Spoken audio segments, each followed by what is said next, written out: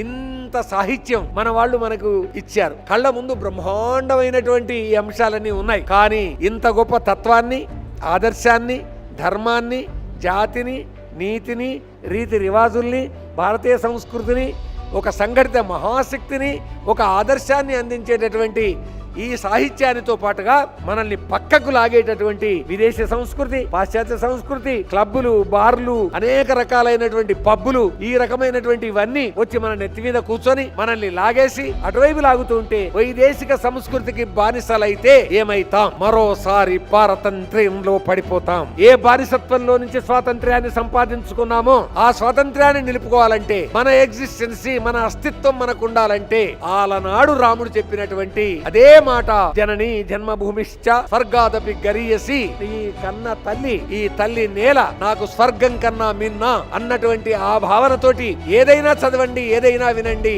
కానీ ఈ మట్టి నాది, ఈ మట్టి నా పాల తలం మీద పూసుకునేటటువంటి గంధం